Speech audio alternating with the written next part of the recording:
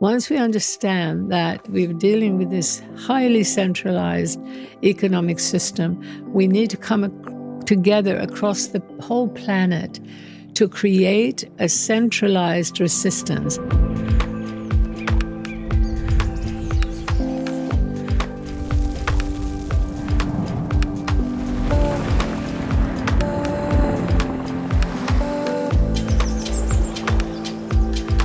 Welcome to the Regeneration Will Be Funded. I'm your host, Matthew Monahan, and in this series, we're having conversations about regenerative finance, technology, and our living planet. How can we build an economy that's in service to life? Brought to you by Ma Earth. You can find all of our conversations at maearth.com. Thanks for joining us. Today's conversation is with Helena Norberg-Hodge. Helena is the founder and director of Local Futures. She is the author of international best-selling books, Ancient Futures and Local is Our Future. She also produced and directed the award-winning documentary, The Economics of Happiness. Helena also convened and organized the Planet Local Summit. At a young 77 years old, Helena brings a fiery enthusiasm to the localization movement with hard-hitting articulations about the kinds of changes that we need to make. I'll let you hear it straight from her. So let's dive in with Helena Norberg-Hodge. Today we are here with Helena Norberg-Hodge. She is the founder and director of Local Futures. Thanks so much for doing this, Helena. So happy to do it. And we're here at the Planet Local Summit, which you are organizing, convening, and taking time out of to speak with me right now. So also really grateful for that, and would love to hear how the summit's going. Oh, it's going fantastically well. We're getting just chorus of voices everywhere saying it's amazing. People talking about it as being completely life-changing. Probably particularly women who are saying, again and again, you put things together in a way that my whole life I've been longing for. I've never, ever seen it put together in that holistic way. And sometimes the women who say that are my age, longing for it. Some of them are young women, but there is definitely a way that the feminine mind tends to look at these broader connections. And I think in so doing, they become essentially more adept at leading the way towards more ecological and more humane, socially humane and sustainable ways forward. It's very much on the opposite side of the planet for me.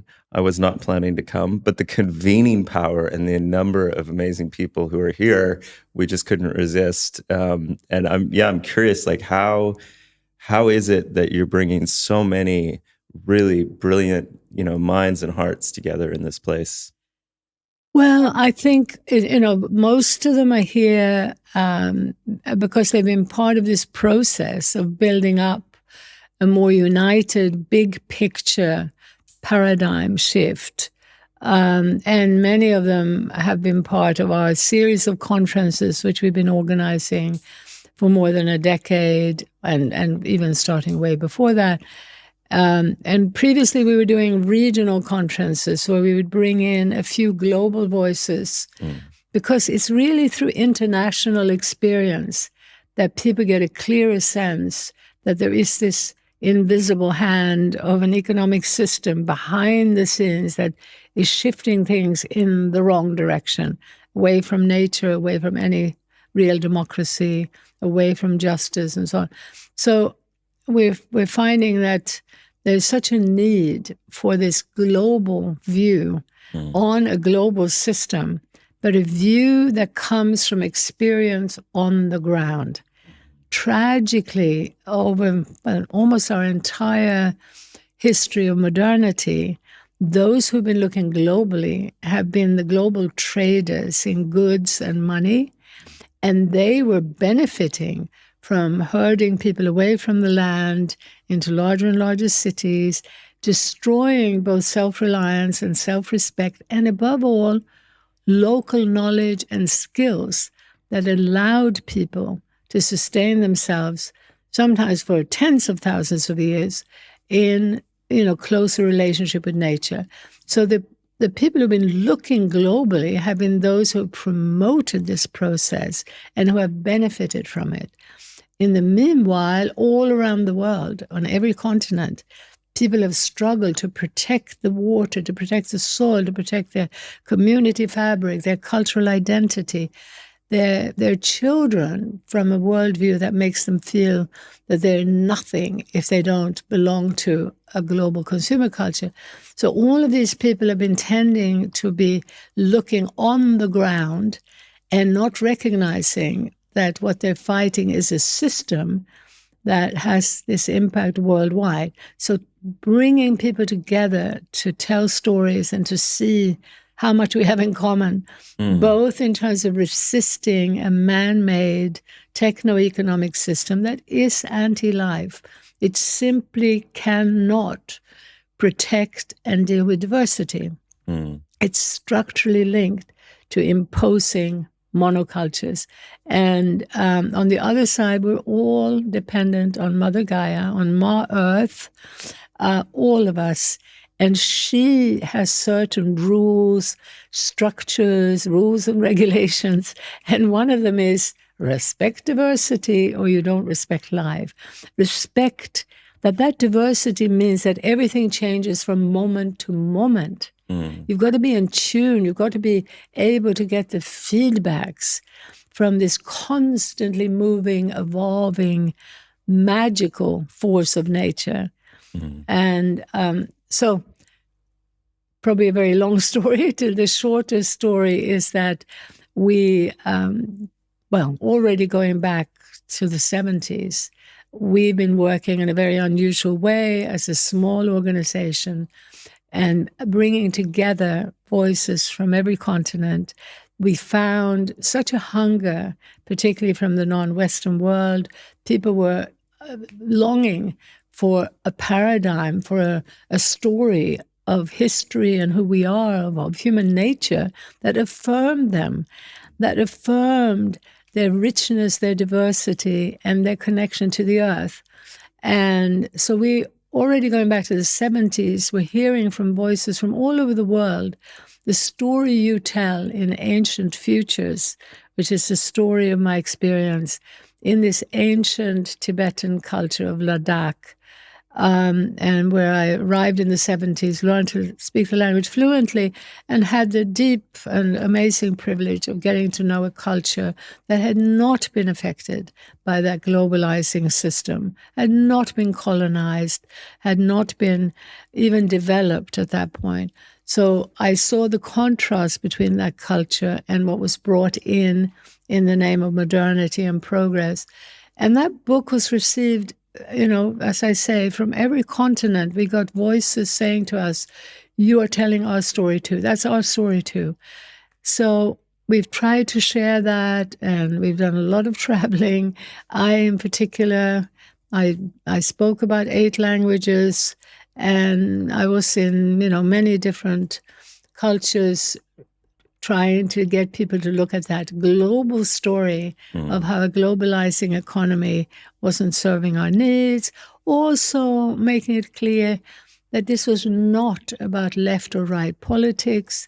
This was much deeper, much broader, and it allowed us to promote a kind and compassionate view where there was no need to blame particular individuals. In fact, it's counterproductive to make it a story of individuals. This is a story of something much bigger.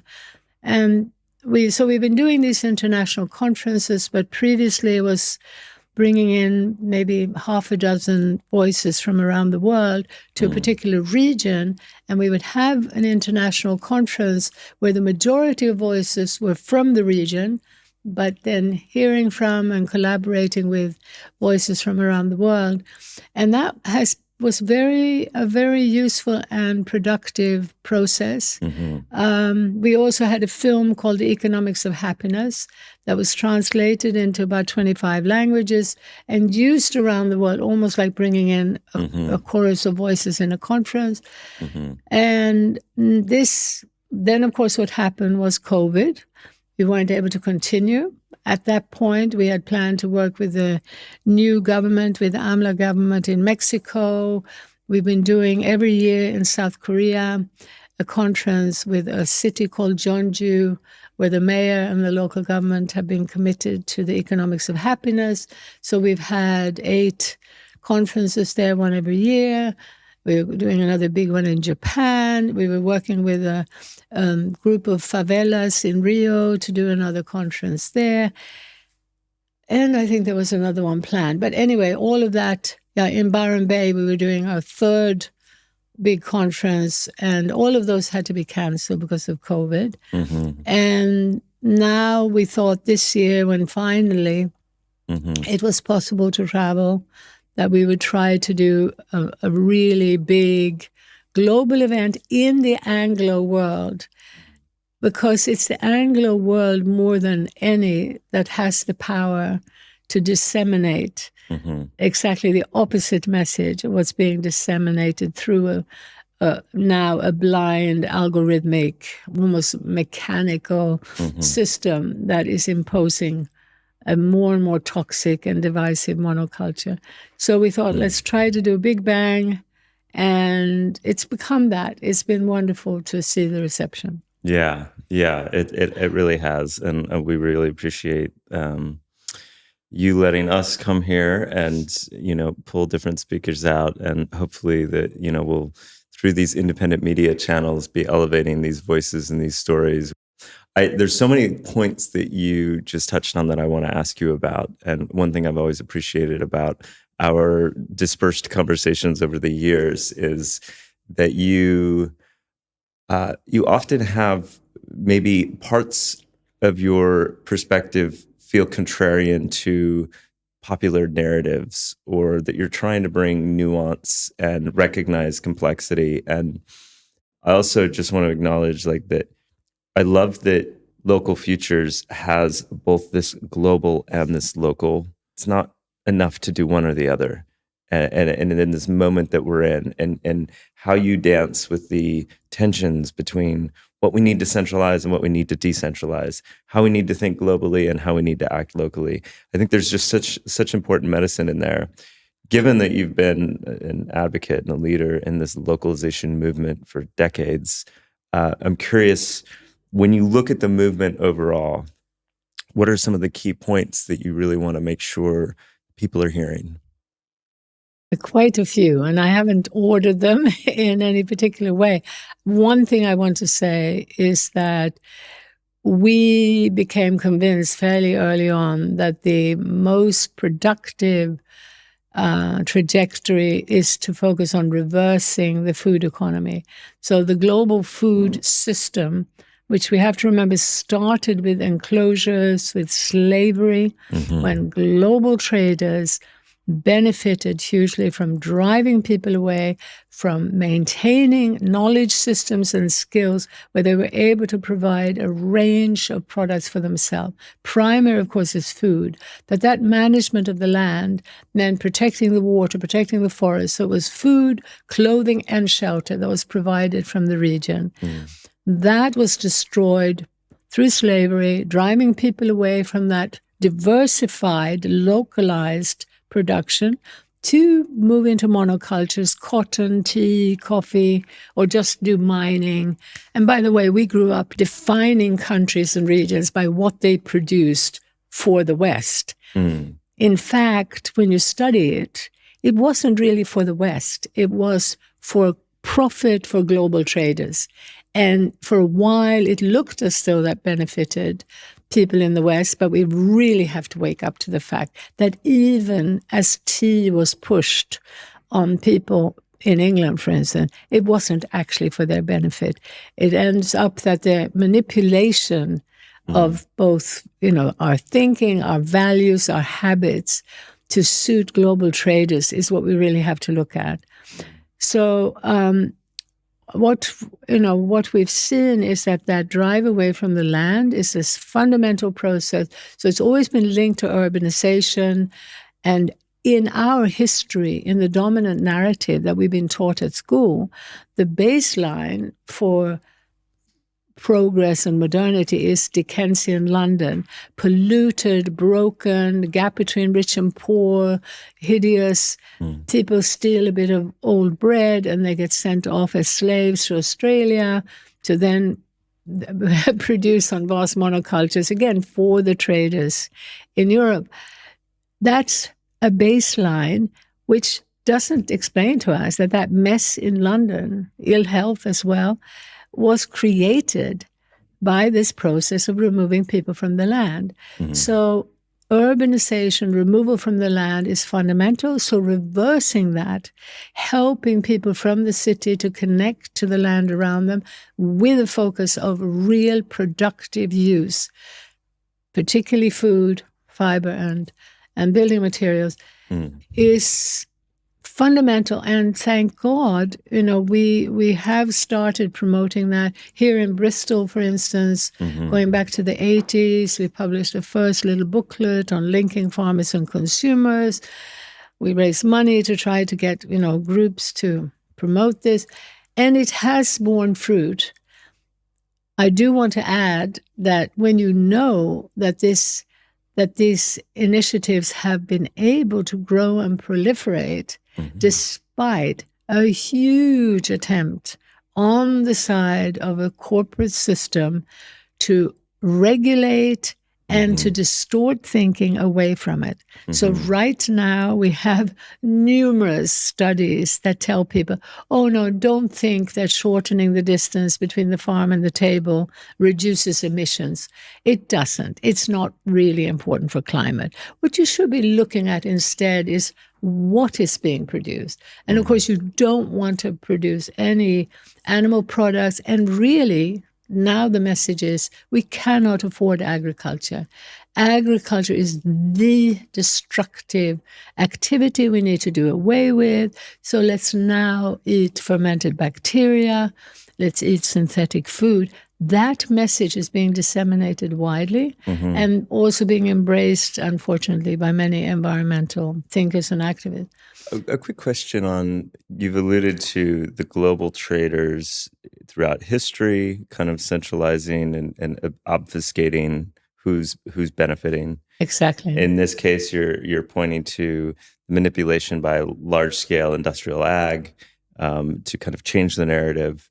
And how much of your worldview is I think some people feel like, oh, there's a small cabal of conspiratorial designers and planners over these systems, but maybe not, conspiracy theory. Maybe there are just like a small group of people really designing these things in ways that are not beneficial to life, versus this is like the natural output of a system that the actors don't even matter necessarily because the rules of the system are creating these dynamics. Yeah, I think for sure I'm saying that it's the latter, that the system that was developed over centuries means that, yes, the original actors, they were white men. They were very clearly misogynist. They were anti-nature. They were racist, overtly. We can quote them, talk about their values. They had total a sense of superiority, and their values were very clear. However, what they set in motion was something that then over centuries has created a systemic, mechanistic, if you like, path. Remember, they laid out the foundations of so-called education and schooling. We have to look carefully at science and the role it played in it. And at the same time, we now have to realize that sound science and sound holistic education are among the most important ways to get out of this mess. So we're in a very complex situation. But I think if we could look back historically and see that, those who set it into motion had these clear values.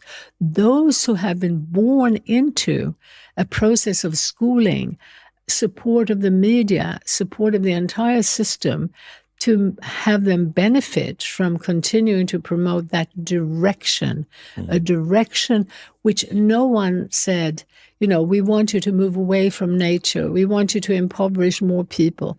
No, now it was all about this is progress and look, this is benefiting people. And it looked like it was because they developed measurements that measured breakdown and called it progress. I mean, it's quite remarkable for me that I haven't been able to persuade more of my environmental colleagues to step back and look at it clearly. They know that GDP goes up with ill health, with environmental breakdown, when we've got to buy water in bottles. It is growth, it is progress. We have elected governments on both left, right, and center. All have gone along with those assumptions.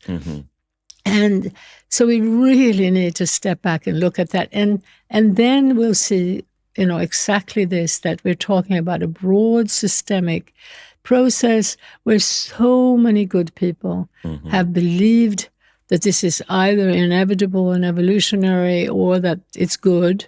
And now I think the truth is that particularly in the last few decades, we are talking about a very, very small group of people who are continuing to promote the trajectory that is fundamental to all of this.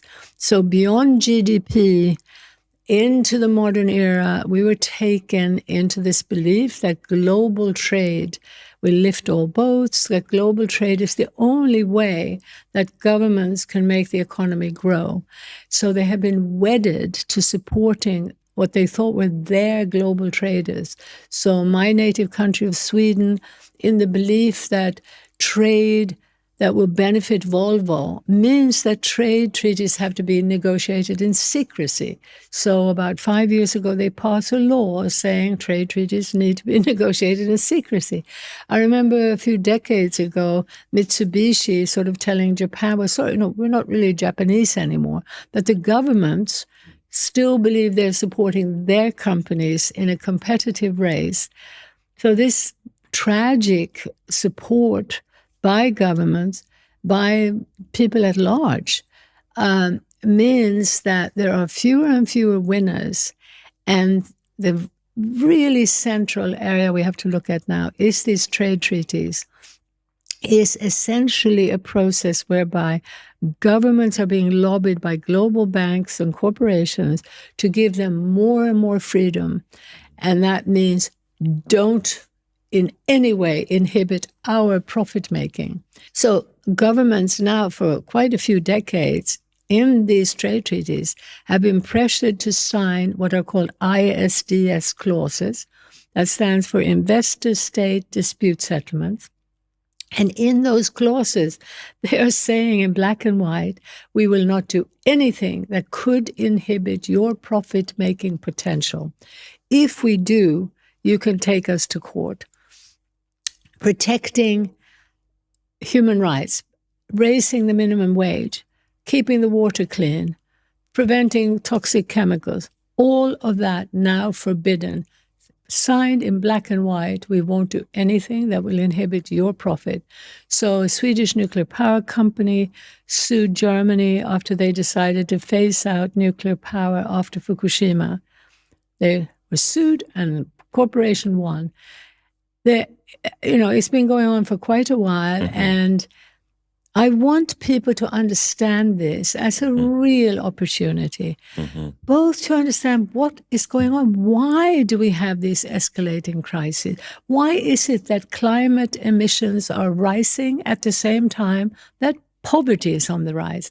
And we're not just talking about, the favelas and the, desperate poor. We are talking about 99% of humanity now enclosed in a system where they have to run faster and faster just to put food on the table, just to have a roof over their head. We're talking about middle class. We're talking about even beyond that, people running faster and faster.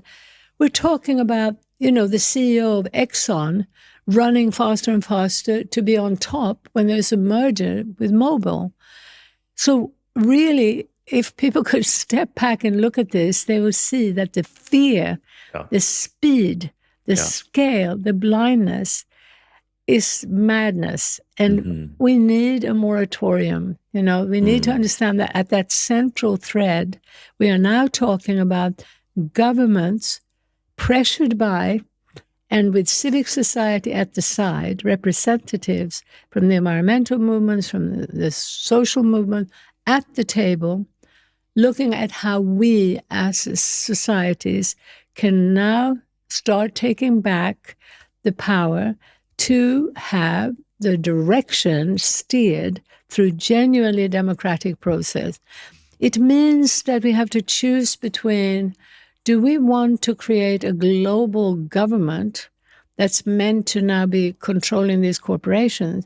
Or do we understand that a global government that taxes people from Sweden to Belize to Nigeria can in no way represent their voices? Right. So what we need is to maintain the nation-state structure for now and insist that they sit around the table with civic society at the side to say, we are now going to determine rules for business.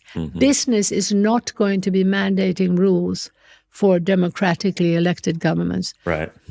Right. I mean, what I hear you saying is that we have to take a historical look to see the forces that were put in motion that led us here. And things like the urbanization and how we got disconnected from the land are key components of that. And we need to relocalize our food systems as one of the acupuncture points, one of the medicines, one of the basic functions and activities we need to take. And another thing that we absolutely need to do is pay attention to how the rules of this system are continuing to be written and continuing to accelerate, and what that risks setting in motion of really putting private capital interests above civic society, above democracy, above sovereignty at nation-state levels, because we have these opaque treaties that we're not privy to what's being said, what's being even written and negotiated behind the scenes, that are committing governments and nation-states to essentially being secondary to for-profit interests and enforced by international courts of law, that companies now can sue countries for impinging on their for-profit interests. Like, this goes way beyond just saying a company has fiduciary responsibility and that the directors, which is always the scapegoat oftentimes for decisions that externalize harm onto nature or people, is like, well, my duty, my responsibility as a director of this company is fiduciary. I have to answer to my shareholders. Well, now all of a sudden we're embedding that into the mechanics of a global legal and economic order. Exactly. But I think it's vital that we also realize that private enterprise is not the problem.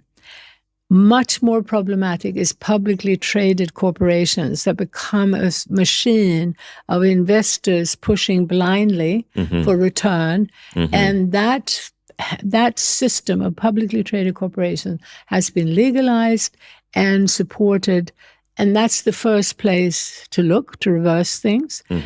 But it's also true that when it comes to the local level, we're talking about scale and experiential knowledge, visibility, accountability. Private enterprise can often be superior to, say, cooperatives, or certainly to government-owned and government-run. Again, with the government-run and the government-owned, you're getting into processes of anonymity, and it leads to bureaucratic inabilities to respond to the uniqueness of place and time and situation. A perfect example of the kind of nuance that I really appreciate from you. You know, it's not about demonizing private capital, private enterprises. You use this word blindly a couple times already. Can you say more about that? What I mean by that is if you're sitting in New York and you own a nice something in Japan or New Zealand, that distant ownership is going to make you blind to the actual effects on the ground. I remember meeting the head of the Gap. I can't remember what his name was at that time in the early 90s, and he was incensed by our questioning of the role of Gap in producing their clothes. And he was certain that they were sending out people to ensure that the labor was being treated well. And I totally believe that he believed that. But we also knew in the meanwhile that labor were told they're coming to visit. If you dare say a peep, you're out or you might be killed. So I'm saying again, it's scale and distance that we need to be looking at much, much more to understand what's going on. So private enterprise, it's not that long ago. I mean, even today in England, in many parts of Europe, that you would have a family-owned restaurant, a family-owned furniture factory, a family-owned shoe factory, a family-owned bicycle factory, even car factory, passed on from generation to generation, staying roughly the same size.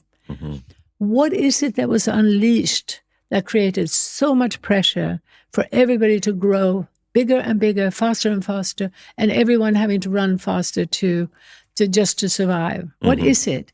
It was to do with the global regulations where big business was being given the red carpet treatment, particularly after the Second World War, when the IMF and the World Bank were set up. So was this process of trade treaties called the GATT, the General Agreement on Tariffs and Trade. Unfortunately, people who were concerned about environmental issues, concerned about human rights, didn't look at that process. They were blindly, more or less, going along with the idea that global trade is a good thing. Many left-leaning thinkers were convinced that the only way to get the third world out of their poverty was by opening up trade. They simply had not understood that we have to go back to a different baseline to understand how to create genuine prosperity without destroying the actual, real, living, breathing economy. Right. Slight tangent. We talk to a lot of folks who are entrepreneurs, people starting new projects, and I keep feeling this slight unease that the incentive structure and the formation of these enterprises is often done with venture capital and with really good intentions, but that because of the incentive structure, a lot of things only lead to being publicly traded 10, 15 years from now. And it's precisely this point that if anyone's actually watching many of these conversations, we need to be careful about what happens once these businesses mature to a certain size and scale within the logic of this system, of what that does downstream long term. So I want to ask you about, you brought a distinction up to me about localizing economics relative vis-a-vis what localizing power and those distinctions. Can you share more? Yeah, really, really important. So first of all, we have to understand that we do not have political power if we don't have economic power. And so it's very dangerous now, the drive and the understandable desire to have more control leading to all kinds of breakaways, whether it's Scotland, in the UK, etc. Even giving land back to indigenous people can be counterproductive if it allows a corporation now to go in and offer only $500,000 to buy the mining rights or the forest rights, and very effectively often dividing the tribe and buying those rights much more cheaply. So we need to be looking now very clearly at this centralized economic juggernaut, which, by the way, also we need to understand that juggernaut is supporting urbanization and extractive global capitalism into the hands of these controlled and often unknown corporate structures. The financial system at the top being the most frightening because it's linked also to the war machine, to the intelligence, the war machine, finance, and high tech. Those are now operating to sell us the idea that the artificial world that they're going to create, the metaverse, the algorithms, the robots that are superior to humans. We have all kinds of propaganda, particularly in the health industry, how necessary the algorithms and robots are. We even have people arguing that robots are more kind and compassionate than humans, that humans are always judgmental, whereas the robots aren't. So there's a film where Sophia the robot is teaching people how to meditate. This propaganda and this machine-like growth where algorithms every day are sniffing out across the world what is going to extract more money into this journey of centralizing power and money. And it is, without a doubt, a machine-like growth that will not be able to survive forever, for sure. No doubt whatsoever. Earth is going to win. People are going to win. Life is going to win. For me, the big question is, how much suffering and breakdown are we going to have to witness before we wake up with clarity to say no to this mechanistic system on automatic pilot, and to start embracing life and embracing, the health, the joy, the wellness of our children, along with the rest of life. So the sooner we wake up to distinguishing between these distinct opposing directions forward, both of which are playing out right now, because everywhere you go on this planet, you will find small scale, and that means human scale initiatives rooted in respect, love, and wisdom, rebuilding our relationships with life, with other humans, and with nature. And they are splendid, beautiful, wonderful examples, particularly when you realize that they're happening despite heavier and heavier regulations that are trying to prevent it, heavier and heavier taxation, and very often a polarization and politics of identity supported by the social media. So even in that climate, to see these beautiful initiatives proliferating is, so they're both happening. Let's wake up to that. Let's have more of the alternative media, like what you're doing, to reach people with the truth of that, the reality of that. But you talk about how do we actually localize economics? Well, it's the way that we right now can start, wherever we are, is to, first of all, realize that I, as an individual, will not be able to do as much as I can if I join up with a few others. So change the I to a we. So maybe in your office, there are people, you may be working for Monsanto, you may be working for the CIA, whatever you're doing.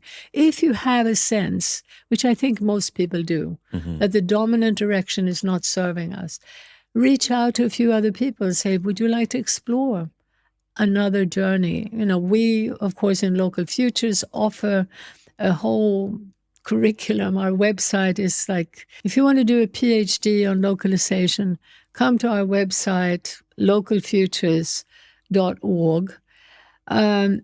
We have films, we have books, and we have connections to other organizations, networks, and movements that will provide a wealth of material to help you rethink basic assumptions, to rethink how you might actually unwittingly be supporting this very destructive path, but also to open your eyes not just to the theory of localization, but to the reality of examples that on a small scale demonstrate this win-win-win. I mean, literally, with local food economies, we are showing that by shortening the distance between the farm and the table, you can help create far greater productive farming. That is, we're talking about mixed farming, which is how farming was done in many cases for tens of thousands of years. far more productive. So we can reduce our ecological footprint, ensure that by having more people on the land, caring for each plant, for each bush, for each animal as part of a mixed system, we can increase dramatically the productivity while we simultaneously increase space for wildlife, clean the water, reduce plastic, reduce the emissions of transport. And it is one of the most healing activities for humans. So as people connect in those diversified local food economies, you are rebuilding the community fabric. You're rebuilding a deep, ongoing relationship with nature. And I do want to make the point that planting trees is important and wonderful, but it's the sort of ecology 101. Looking at shifting the food system is far more strategic, and it enables people to remain engaged in this ongoing process of nurturing the land to in turn be nurtured by it. Food is something that everybody needs every single day. It's the only thing we produce that is needed by every person everywhere. So it's this unbelievable win-win. When my brother and I hit stressful moments in our project in New Zealand, and sometimes have, kind of the overwhelm of it all, we just say, well, people got to eat, if nothing else, like keep tending to the land and to the farm and to making sure that we're relocalizing food. And it's one of the most predictable human endeavors that will persist. My final question for you, Helena, and I know you have to go back to the conference that you're running.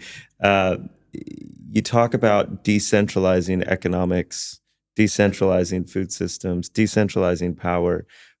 And then you say centralizing resistance. Yeah. Help me understand that. Yeah, really, really important that once we understand that we're dealing with this highly centralized economic system, we need to come together across the whole planet to create a centralized resistance. So that's partly what we're doing here at the Planet Local Summit. We're bringing together people who are now, as part of movements from every continent, are starting that process of waking people up to resisting this centralized top-down mechanistic system, this extractive global capitalism, while simultaneously giving birth to healthier alternatives, localized, human scale, slower, connected, both supporting the multi-generational connections that we evolved with, as well as our deep connections to nature. I want to stress that multi-generational reconnection as fundamental, and we're not hearing enough about it. Many indigenous leaders, many deep ecologists are just emphasizing the connection to nature. And I think it's because very few have had the experience of actually living in an ecological indigenous society where it's so obvious that the connection between grandparents and grandchildren, great-grandparents and great-grandchildren was fundamental in shaping more collaborative, ongoing, vibrant, joyous relationships. In those structures, you do not fear getting old, and you remain so much younger because you're connected to the youngest throughout your entire life. So building those structures is something that is happening, and we can do it at the same time. Literally in a day, we can tend to nurturing back to life those relationships and nurturing life back to life, but also either as a group, some of us getting on those screens, using the global technology that's there to communicate as rapidly as possible and on as large a scale as possible to build up clear, connected resistance that needs to be translating quickly into a new politics. It needs to be translating very quickly to going beyond left and right, not getting caught up into how can I identify that handsome, articulate individual to step into the prime minister role or president role to suddenly change the whole system. We need movements to articulate and build up the pressure for that. I believe that the single most important issue today, in order to build that up, is the clarity that you and I and everybody else is getting poorer as we continue down a direction that is decimating nature. It is actually decimating us as well. I want people to know that the epidemic of depression, of suicide among young people is increasing in every country I know of, including in Ladakh and Bhutan, where suicide was virtually unknown. Tragically, people are being managed by media that is actually global, that emanates from this really quite evil system as a system that keeps people trapped in a national discourse actually constructed by global power. So who gets elected? Who is visible? The truth that is not only in your community and your culture that children are committing suicide is not getting out. So the cost for people of continuing on this path of growth, that is the single most important issue we have to spread far and wide to link up those concerned with poverty and human rights, human well-being, and those concerned with the rest of life, and those who recognize that they're, of course, completely interlinked. So the wonderful news is that we need to do exactly the same thing to increase our own well-being as we need to do to increase the well-being of Mother Earth. And that message needs to get out very rapidly to build up the movement that could. I have seen it happen in some countries. In some countries, movements have been created within 5 years to go into parliament and take power back. It could be done in even shorter time if more funders, if more activists would focus on communicating the big picture, if they would become big picture activists. And again, the big picture is both what is the systemic path that's in the wrong direction, what is the one that's in the right direction. And let's not be afraid to say right and wrong. Let's not be afraid to have real clarity and to be judgmental. Because what we're talking about is choosing man-made systems. We are not talking about the hubris, the arrogance that we have still and had, where we thought, well, we don't like cockroaches, we don't like certain pests, we're going to kill them all off. The truth is, in the web of life, every single thing serves a purpose, and the blindness and the hubris that led to DDT and now to glyphosate, etc., was one that believed that life was a machine and we could just choose what we like and we don't like. The reluctance now to making judgment, to having clarity, is very destructive because, as I say, it comes out of a deep understanding that in real life, nothing is bad, nothing is good.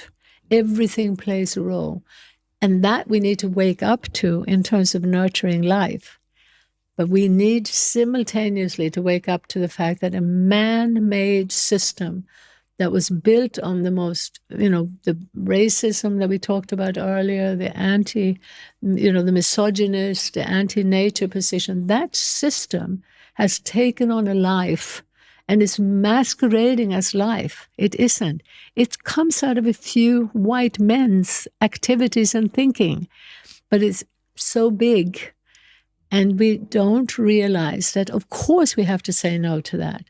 It's saying no to poisoning life, to poisoning our children, to poisoning the water. Of course, we can say a clear no, a systemic no, and feel so confident in embracing the localizing systemic path, because that is a path of humility. It's a path that says, yes, we understand that we cannot understand everything, that we need to have a very careful adaptation to the complexity of nature, the constant movement, the ever-shifting life where every cell is unique and changing from moment to moment. We need this careful adaptation to that. We desperately now need to have intelligent, well-trained scientists helping us on a path of deconstruction and movement towards healthier and gentler ways of undoing the dominant system. But simultaneously, everywhere we go, if we uncover the knowledge systems that were there when people were adapted to place, localized, local knowledge systems, we can also find ways that are still there. In some cases, we have to go back to books. In some cases, we won't be able to find something that was truly healthy because a lot of that health was in oral traditions, where, by the way, women also had a much stronger role. So, we need the clarity to build up the resistance and the renewal simultaneously. What an honor to sit across from you, Helena. Thank you so much for your work. Thank you for being one of the true elders of our time. And thank you for bringing us together here at the Planet Local Summit. Much appreciated. Well, thank you very much for doing one of the most important activities now, communicating this through alternative media. And I hope you invite everyone, not just to share your podcast, but to share more of the material that's out there, the films, the podcasts, the uniting big picture vision that can so rapidly help us come together in more collaborative ways. Everybody wants the health for their children, for themselves. They want healthy water. They don't want to subsidize toxic chemicals to bring profit to global corporations. There is a clarity out there that can be communicated that could bring people together. Absolutely. Thank you so much. Thank you. Wow, Helena is such an inspiration. To find out more about her work, go to localfutures.org. You can see all of the conversations we had at the Planet Local Summit in Bristol at maearth.com.